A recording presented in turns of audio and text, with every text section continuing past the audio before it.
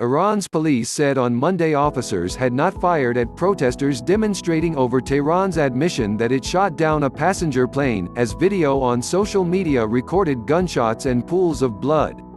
United States President Donald Trump, while tweeting on Sunday during a second day of Iranian demonstrations, told the authorities, "Don't kill your protesters." The demonstrations at home are the latest development in one of the most destabilizing escalations between the US and Iran since the Iranian Revolution of 1979. Tehran has acknowledged shooting down the Ukrainian jetliner in error, killing 176 people, hours after it had fired at US bases to retaliate for the killing of Iran's most powerful military leader in a drone strike ordered by Trump. Iranian public anger, rumbling for days as Iran repeatedly denied it was to blame for Wednesday's plane crash, erupted into protests on Saturday when the military admitted it. Demonstrators turned out again on Sunday.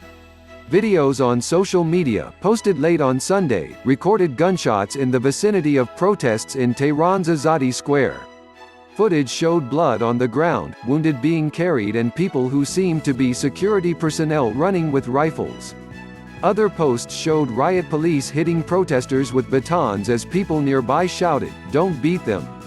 Death to the dictator. Footage circulating on social media showed protesters shouting, directing their fury at Supreme Leader Ali Khamenei. "They are lying that our enemy is America, our enemy is right here," another group outside a Tehran university chanted.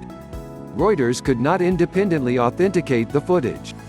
But state-affiliated media reported the protests on Saturday and Sunday in Tehran and other cities, without giving such details.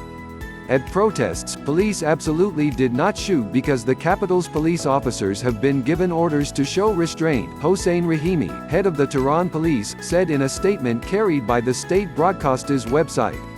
Iran's latest showdown with the US has come at a precarious time for the authorities in Tehran and their allies across the Middle East, when sanctions imposed by Trump have caused deep harm to the Iranian economy. Iranian authorities killed hundreds of protesters in November in what appears to have been the bloodiest crackdown on anti-government unrest since the 1979 revolution. In Iraq and Lebanon, governments that include Iran-backed armed groups have also faced months of hostile mass demonstrations. Choked off, Trump wrote on Twitter late on Sunday that National Security Advisor Robert O'Brien had suggested today that sanctions and protests have Iran choked off will force them to negotiate. "Actually, I couldn't care less if they negotiate. Will be totally up to them, but no nuclear weapons and don't kill your protesters," he wrote, repeating his earlier tweets making similar calls to the Iranian authorities not to open fire. Trump precipitated the escalation between the United States and Iran in 2018 by pulling out of an agreement between Tehran and world powers under which sanctions were lifted in return for Iran curbing its nuclear program. He has said the goal is to force Iran to agree to a more stringent pact.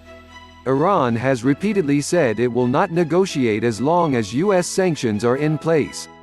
It denies seeking nuclear arms. The latest flare-up began at the end of December when rockets fired at U.S. bases in Iraq killed one American contractor. Washington accused pro-Iran militia and launched airstrikes that killed at least 25 fighters. The militia responded by surrounding the U.S. embassy in Baghdad for 2 days. Trump then ordered the strike that killed Qasem Soleimani, the Iranian general who led pro-Iran militia across the region. Iran fired at U.S. bases in Iraq on Wednesday, though no Americans were hurt. The Ukrainian plane, on its way to Kiev and carrying many Iranian dual nationals, crashed hours later. After days of denying blame for the crash, commanders of Iran's Guards, a parallel force set up to protect the Islamic Republic and answering to Khamenei, issued profuse apologies. Iran's president called it a disastrous mistake. A top Guards commander said he had told the authorities on the same day as the crash that a missile had brought down the plane, raising questions about why Iran had initially denied it. Canadians held vigils for the victims. Prime Minister Justin Trudeau told one event, "We will not rest until there are answers."